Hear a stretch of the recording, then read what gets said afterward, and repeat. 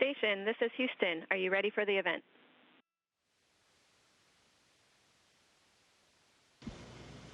Yes, station is ready for the event. WBUR, this is Mission Control Houston. Please call station for a voice check. Station, this is Hannah Schnatchy with WBUR.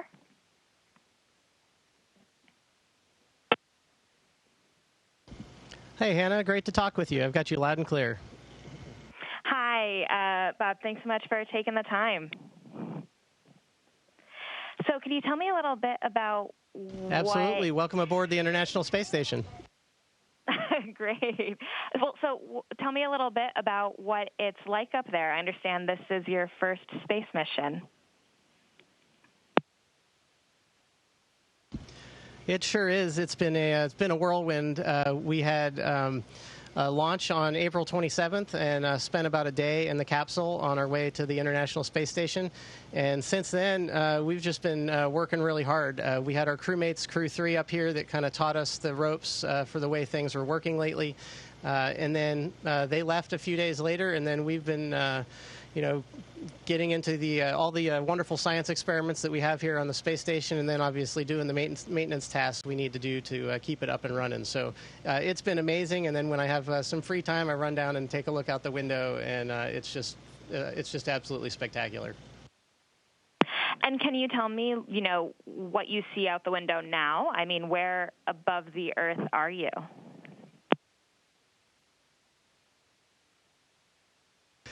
So we are just south of the Arabian Peninsula, about to cross into India.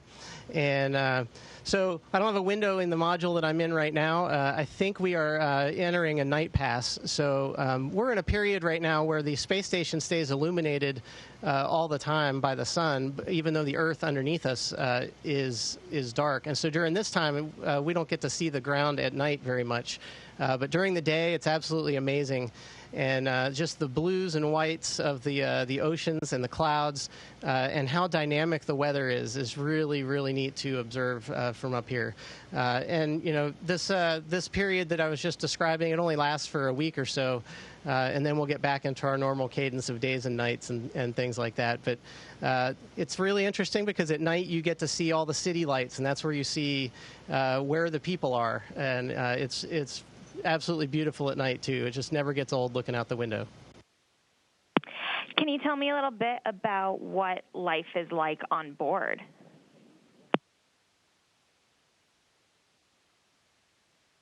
Absolutely. We have our days are packed full. We typically work about a 12-hour day. So we'll wake up in the morning. We have a short meeting with all the control centers around the world. Of course, Houston. There's control centers in Germany, in Russia, and in Japan. And we just make sure we get on the same page before we start our day. And then we all sometimes we're working together, sometimes we're working individually, and we're all conducting these, one of these 250 or more experiments that are on the space station at any given time. And so we're working those all day long. Our schedules are very packed from, 7:30 in the morning to 7:30 at night. And it's really exciting. It's just a great time to be up here, and we just love working with each other and with all of our international partners. So it's been a blast so far.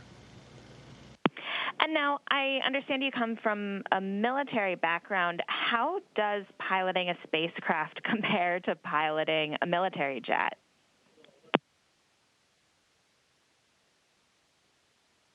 Oh, that's a good question. I would say the military jets, especially the fighters, in an air-to-air environment, it's very, very dynamic and very unpredictable. And that is not necessarily the case. So that is a place where they diverge a little bit. But I will say in the preparation and the training leading up to it, it's very similar, where we repeat things over and over and over so that it's very rote.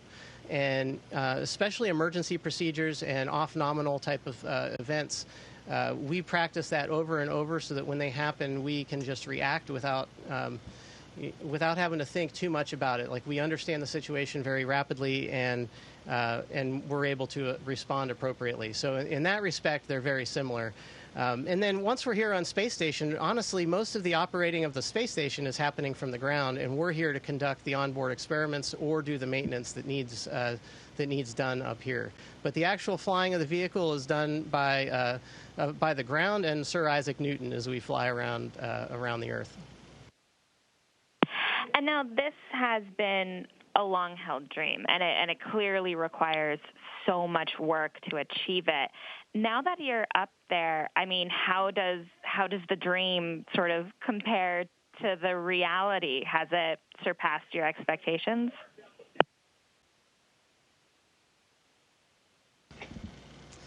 Yeah, absolutely. I don't think you can ever truly imagine what it's actually like up here. And so once you get here and you're able to take those dreams and connect them with the reality of being here in a microgravity environment and being able to work with all these wonderful people and do these amazing things up here, it is just beyond compare.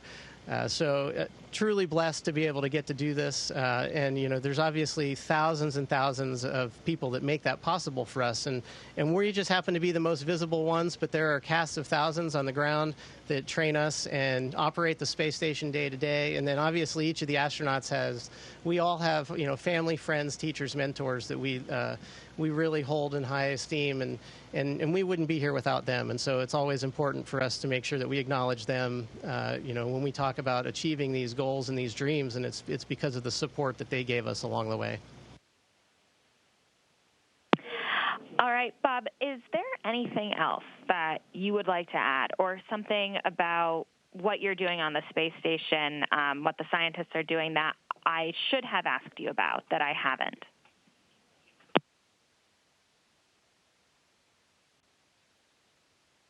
Boy, that's a great question. There's just so much going on up here, and it's really hard to kind of put it all into words. We touch all forms of science, from crystal growth and metallurgy to different life sciences and things that will influence the way drugs are made and the effectiveness of drugs that are fighting diseases back on Earth. And so the motto of off the Earth, for the Earth is truly a reality up here, and being able to see that day to day is just spectacular. And so it's really an honor to get to be here, and we're having a blast so far. All right, Bob, that is it for me. Thank you so much for your time, and good luck up there. Hey, thanks so much, Hannah. It was great talking with you. Station, this is Houston ACR. That concludes the WBUR portion of the event. Please stand by for a voice check from Whtm-Tv. Station, this is Seth Kaplan with Whtm-Tv, ABC 27 Harrisburg. How do you hear me?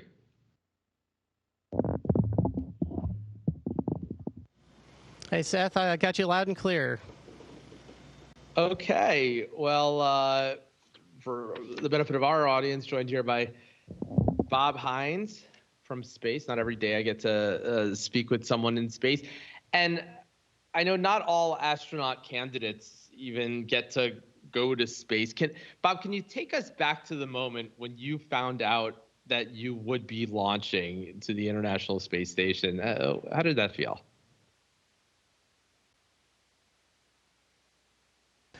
It was obviously a dream come true. I mean, being selected as an astronaut was incredible, and then being in a position to actually get a flight assignment is a real privilege.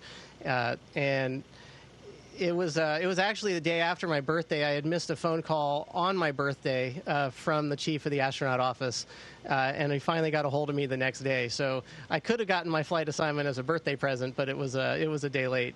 But getting that phone call was just amazing. I had settled in for the long haul. A lot of us know that, because of our flight rates these days, that it can be a few years before we get to fly. And so I was not expecting it at all. And so when we got that call, it was a big surprise, and me and my whole family were super, super excited. Yeah, I was looking at your bio. I see you're a few months older than I am, so I guess I still have time. But I feel like you've accomplished a lot more than a lot of us. Now that you're there, how does it feel? Does it measure up to expectations? Yeah, it's amazing being up here. Obviously you have these visions as a child of what it's going to be like and what you get to do, and they never exactly match reality, but I would say reality is even better in this regard. The fact that we get to be up here and work together with this amazing crew. We have such a diverse crew and just an amazing group of people with really good sense of humor. We all get along so good. And that's a part that I think growing up I never really thought about. And we talk about it a lot in the Air Force, that the best part of the job is the people, and that is true up here as well. There are some phenomenal things we get to do, but getting to do it with the people and the crew that we get to work with every day, both up here and on the ground, is just truly a blessing, and it's amazing to get to do it, and we're really honored to take part. It must be. And you mentioned how it's never exactly as you expect. What's something that, for all the preparation, and I know everything you study and zero gravity flight testing, all the rest of it, what's something that you just never expected that just surprised you?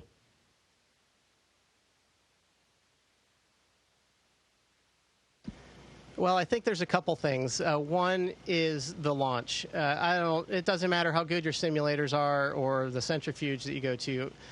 Nothing can really prepare you for the experience of the launch when those motors actually light and you get that pop off the launch pad and just the constant acceleration all the way up with the vibration, and then an instantaneous shutdown of the engines as the first stage separates.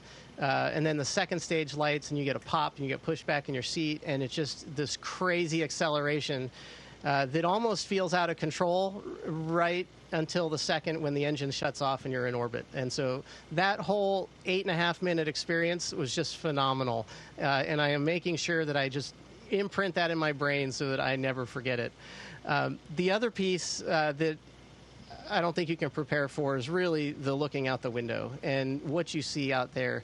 High definition cameras have come a long way, and it does a better job of showing what it's like. But until you are surrounded by it and you can look out the cupola in 360 degrees and see the Earth and the stars and the eclipse last night, it is just phenomenal, and nothing can really prepare you for it. It's such a beautiful thing to see.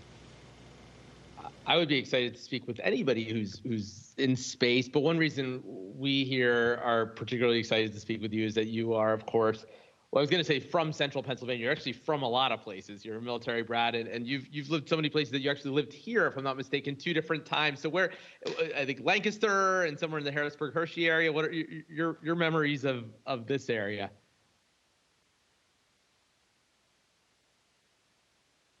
Yeah, absolutely. And, having moved around a lot like I did, obviously where I graduated high school in Northeast PA is near and dear to my heart.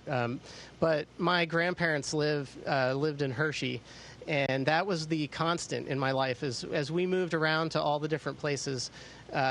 Coming back to the Hershey-Harrisburg area in central Pennsylvania was, that's just really kind of where it always felt like home. And it still does. My parents still lived back there. And so it's just, it's really cool to be talking with you and to be up here and, and representing, even if in a small way, central Pennsylvania and my roots and what it's done for me and developing me as a person. So it is really awesome to be able to talk with you. Have you tried to find any places that you recognize with, I don't know how much you see with a truly naked eye, but with a telescope, like, oh yeah, that's this place? Yeah, absolutely. That's that's one of the things I always loved about being a pilot, was looking out the window, even if I'm flying on an airliner where I'm not the one driving. Looking out the window, following along, trying to find landmarks, making sure that I know where things are and things that are familiar to me. And this is the same way up here. I get to go look out the window and find my way home and try and. We just did a great flyover of Harrisburg just I think a day or two ago, and it was pretty spectacular. It was hard to get good pictures because it was right in the transition between day and night, so that was a challenge, and I'm an amateur photographer, so I haven't figured that one out yet. But yes, I absolutely do that. It's just a little more challenging doing it at 17,500 miles an hour. I bet. And in terms of, you talked about what a special place this is for you. Is there anything about your time here that prepared you for this, that now you draw on some life experiences from this part of the world?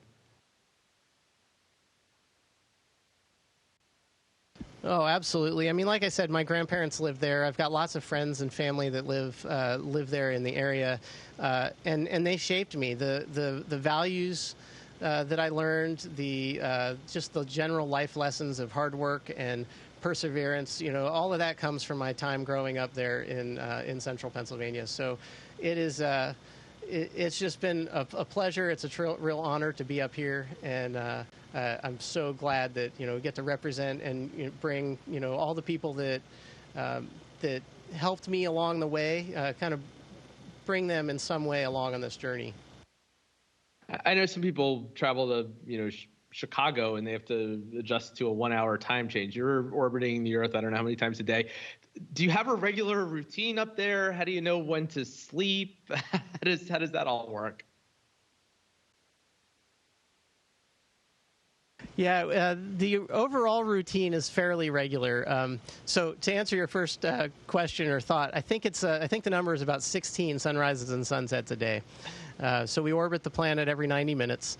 But we're not based on that. Our clock is a Greenwich Mean Time clock, so basically London time is what we operate on, and that works well for all the control centers that are scattered around the world, from Japan to Houston, Germany, and Russia. So that's a good time. Those are the times that we operate on, and then we work from 7:30 in the morning to 7:30 at night every day. And so that's kind of our cadence. Now, the things that we're doing in the middle of the day, completely different. Every single day, there's so many things that are either that we're fixing or repairing or upgrading on the space station.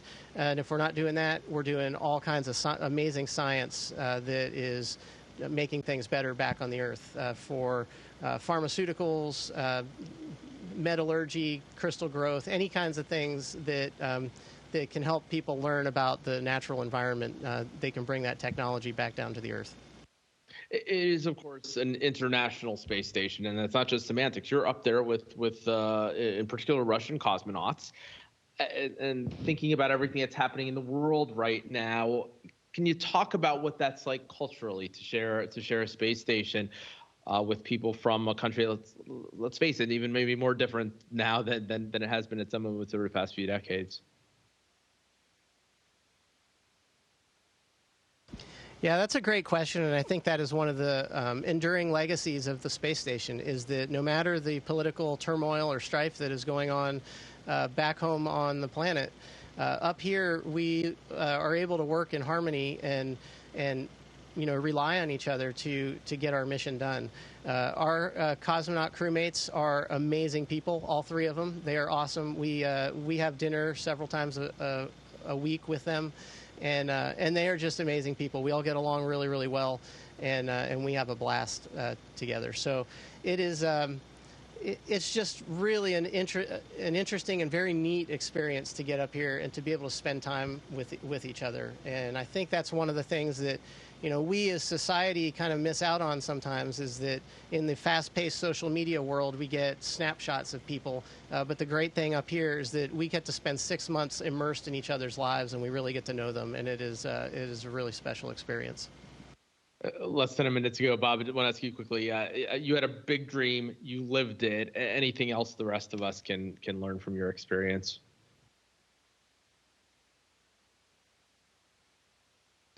Well, I think I was just a normal kid growing up. I had a passion for airplanes, and I wanted to fly, and that was the dream that I pursued. I worked hard to at least open opportunities.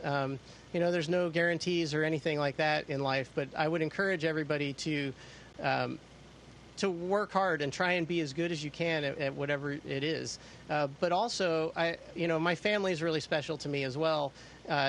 And I think it's important to understand that you can do those things without sacrificing your priorities of your family or your spiritual life, or anything else like that. So I think that is, I hope that that's a lesson that comes out of my being here, is that you can keep prioritizing things the way that you feel is important, but still be successful and still have an opportunity to achieve your dreams.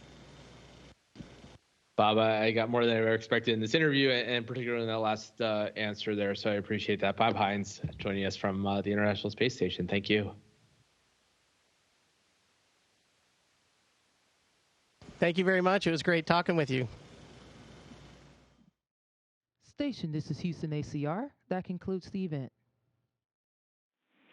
Thank you to all participants from Wbur and Whtm-Tv. Station, we are now resuming operational audio communications.